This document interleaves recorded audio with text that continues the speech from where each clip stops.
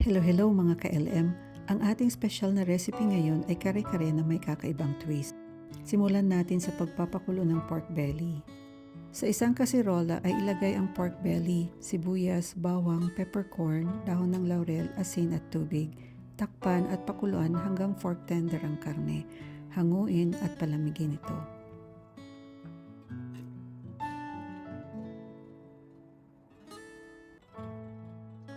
Sunod naman ay hugasan natin ng mabuti ang mga gulay tulad ng talong, green beans,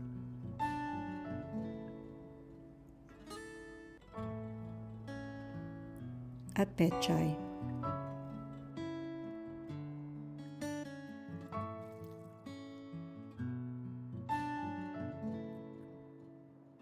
Umpisahan nating hiwain ang pechay o bok choy na pahaba para maiwasang maghiwa-hiwalay ang mga dahon nito.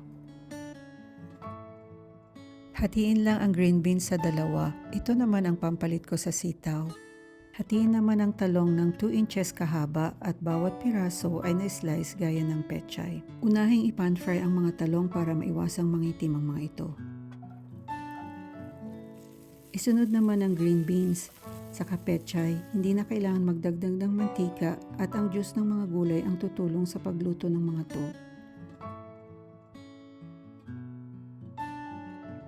Sa isang maliit na kawali ay i-toast ang 3 kutsara ng rice flour hanggang maging light brown at itabi.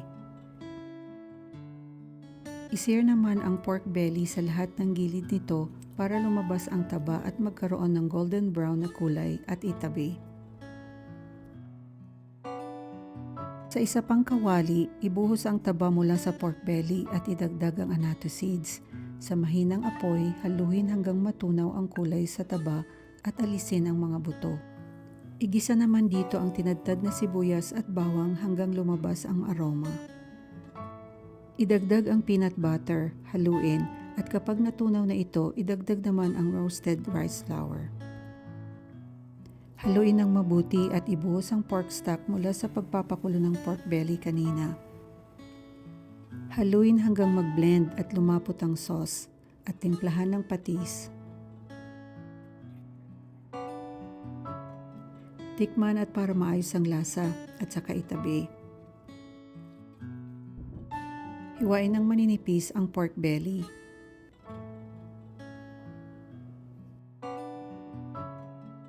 Para i-assemble, ibabad ang rice paper sa malamig na tubig ng 5 seconds, alisin at iwagwag para matanggal ang sobrang tubig at ilatag sa work surface. Ilagay ang 3 hiwa ng pork belly sa dulong bahagi ng rice paper. Sunod, ilagay ang lutong kanin, talong, green beans at pechay sa dulong malapit sa iyo.